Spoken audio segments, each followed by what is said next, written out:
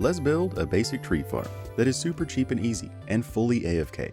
We'll talk about cube makers for manual harvesting versus TNT for full automation, as well as the specifics of this design versus other tree farms. So at the end of the day, you can build one that fits your needs the best. Because if I've learned anything throughout the process of designing tree farms, it's that they're very diverse, and they can get expensive and complex super duper quickly. Like this design right here is the next level up from the basic one we're building in this video. And already it's more than 5 times the expense and the complexity.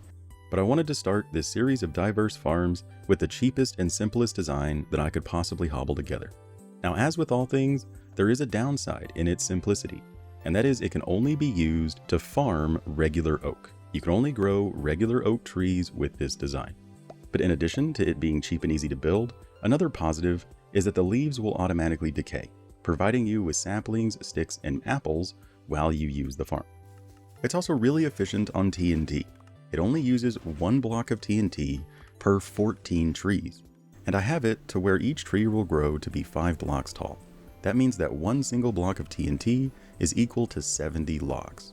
So you won't really need to have a good source of gunpowder or sand in order to farm some trees. But if you don't want to use TNT at all, you could just add a cube maker instead. We'll talk about that as we go along. But the cube makers will have their own video, because not only are they just crazy expensive, tons and tons of pistons, but they're also very plug and play and universal. Whereas blast chambers are very cheap and easy, fully AFK, but they're also very custom. So they fit the design that they're for, and it's harder to make a universal guide for that. So I'm just going to give the cube maker its own video as an option. But as for the rates, this will provide around 4,000 logs per hour, plus sapling sticks and apples. It's going to take around 22.5 bone meal per tree, and each tree is going to be 5 logs, so that's about 22 meal per 5 logs.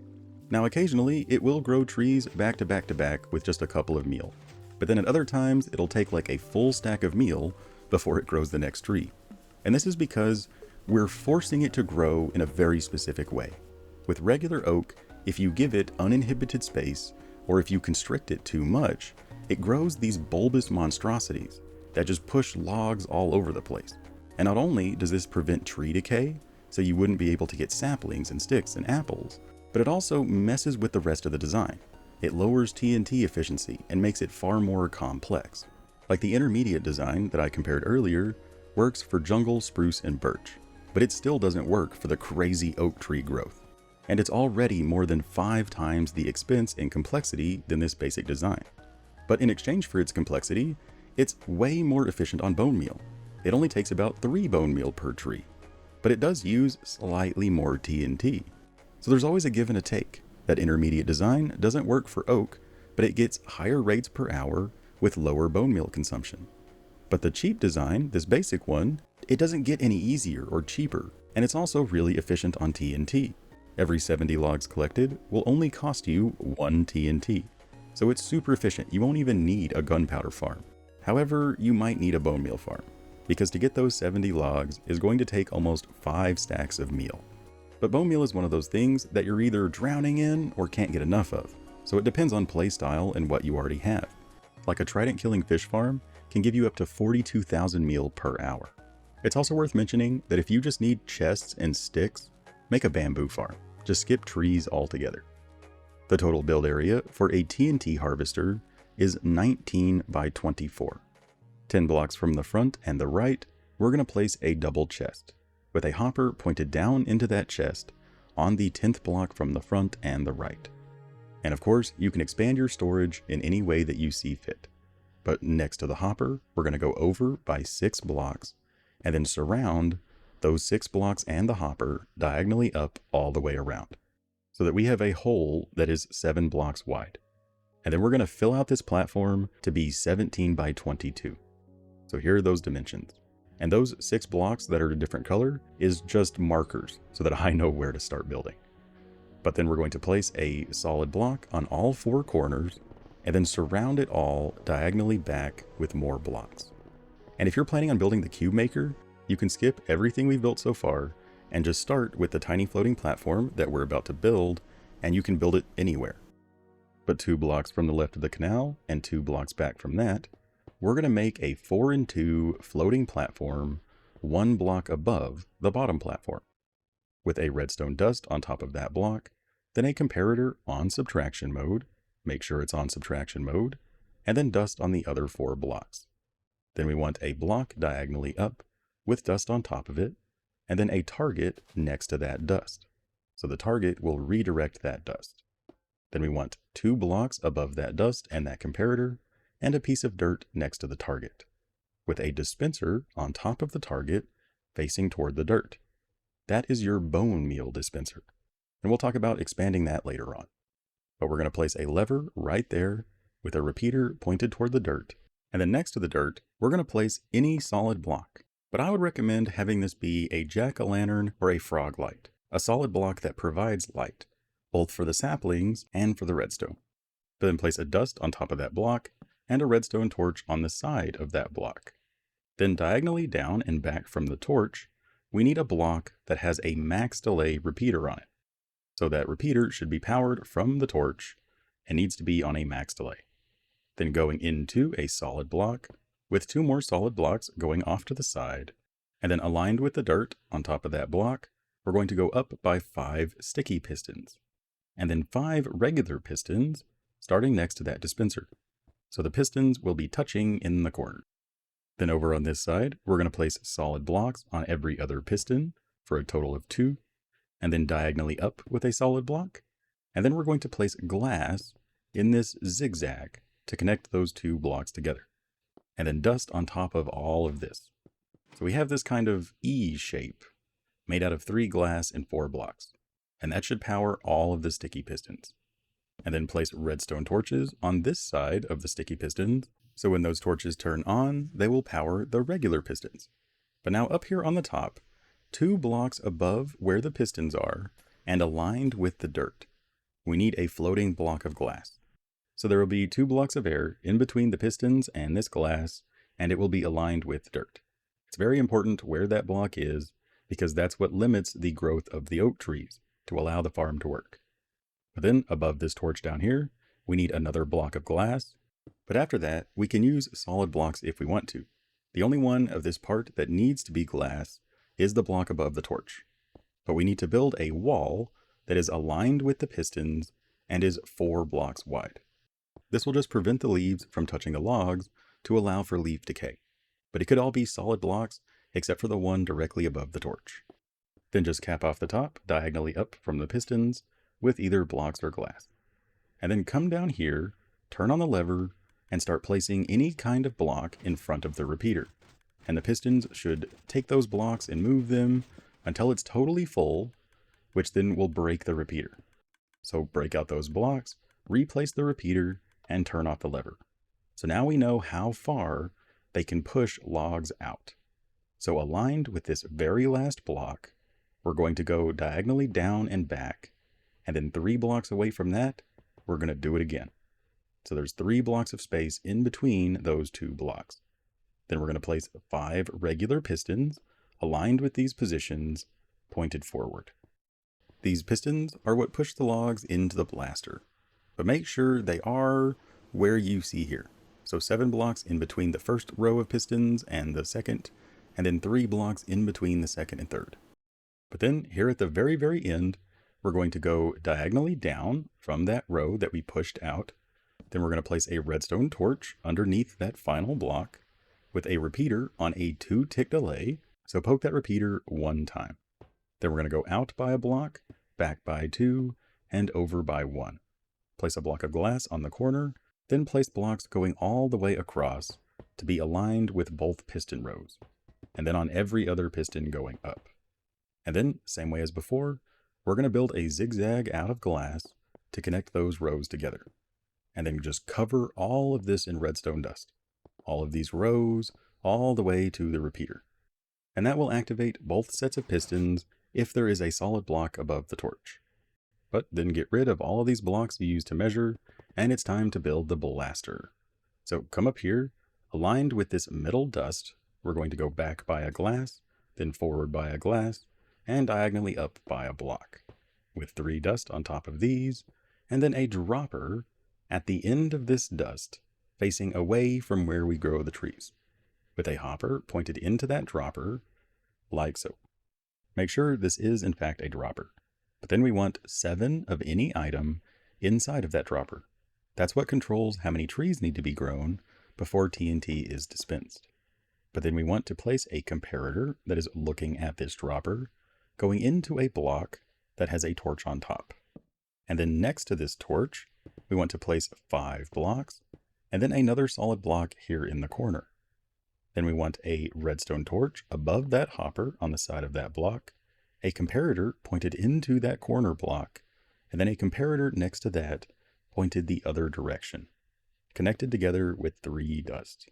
This is an extender that will ensure the hopper has enough time to drain its items back into the dropper. But then above the torch, we're going to alternate between solid blocks and torches, going up until we have a total of 7 torches. So the top torch should be turned off. But then from the block that the top torch is placed on, we're going to go over by 7 blocks, pop out the next to last one, go up by a block, and place a button on the side, above the hole. Then starting with the block that has the button on it, we're going to build 2 rows of blocks, one on each side, to create this canal that has a hole in it and a torch at the start. Then next to the torch, we're going to place a dispenser, and this is going to be our TNT dispenser. So we will need to have access to this to reload TNT. But then place a bucket of water in front of that dispenser, which should flow over and get stopped by the button. And then cover that water source with a block to make sure the TNT doesn't bounce up and down. And that's it. We are now totally done except for placing in the water. So come down here, and on all 4 sides, we need to place buckets of water, except for next to the corners. Do not place water next to the corner blocks, or that'll create more sources across the platform. But if all of it's correct, it should flow up to that middle canal and overflow on this side right here, which will then have the water flow over to the hopper. And if it's not correct, if it doesn't actually do that, you can just change the size of the water canal. The size of this platform doesn't really matter. It just needs to be big enough to catch all of the items.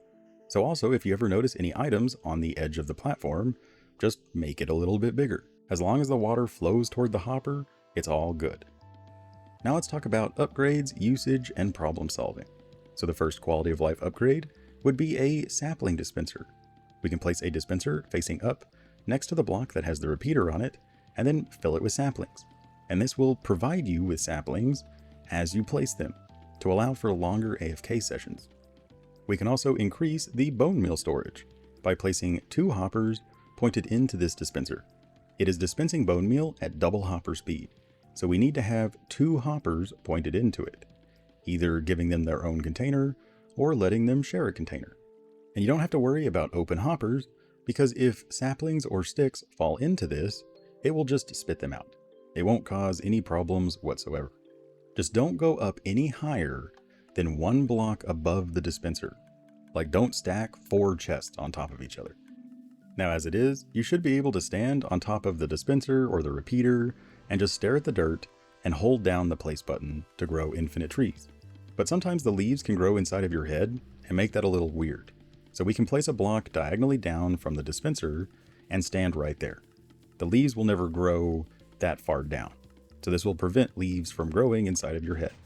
But either way, you just stare at the dirt and hold down the place button. You know, prop something on your controller or like a rubber band or whatever you want to do. Now every 14th tree, it will dispense a TNT. But the very first TNT that gets dispensed won't have enough logs ready to go to actually break the full amount. But after that very first TNT, it will now break the intended 70 logs per TNT. And if you run out of TNT, the logs will back up until the sticky pistons push the logs forward, which then will break the repeater. But that will also block you from planting any new saplings. So you'll just need to replace the repeater and load in some new TNT. But when you do that, go ahead and place a button on the dispenser and dispense 1 TNT with that button so that you clear out the blast chamber full of logs. Also make sure to go and break any logs that were pushed forward. Your tree should always decay.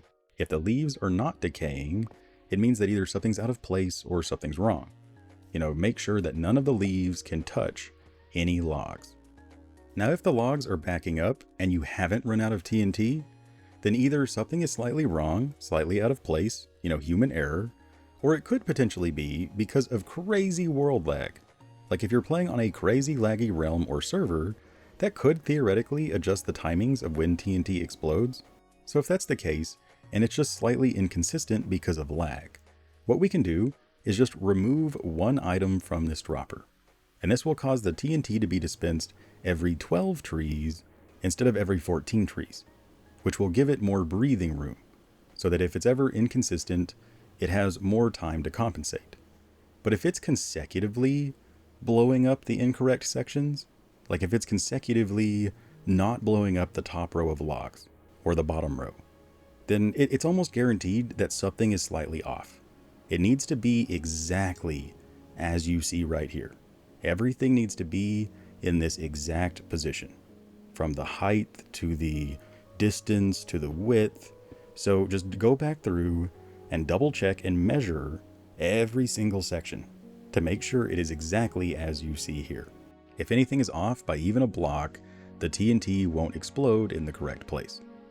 Now also, down here at the very, very end, if you ever notice that there are logs in front of these pistons, like these pistons didn't move the logs, because again, the world might be crazy laggy.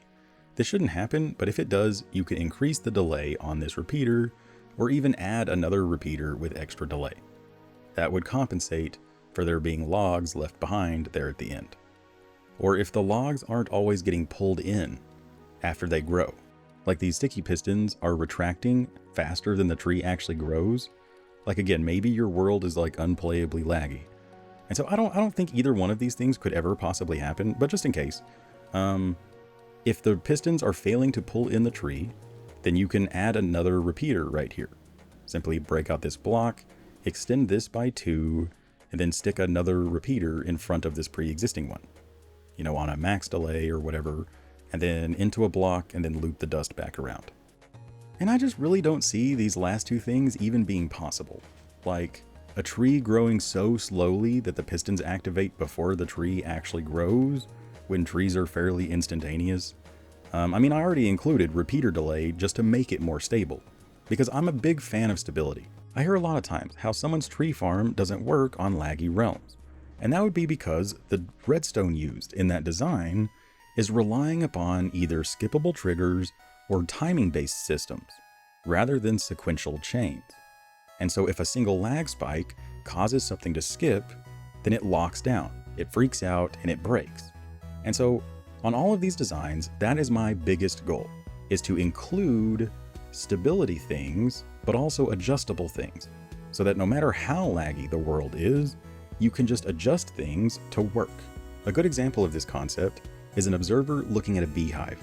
If a lag spike or being unloaded causes the observer not to notice that the beehive filled up with honey, there is no way that that observer can ever activate ever again. So it's broken, it's locked. But there are tons of stable ways to accomplish that same thing. And so that's always my focus, is to avoid using skippable chains. But that's all we got for this episode. If you enjoyed, don't forget to like, favorite, share, and subscribe. Always remember that you are totally awesome, but above all, don't forget to have fun. Bye-bye.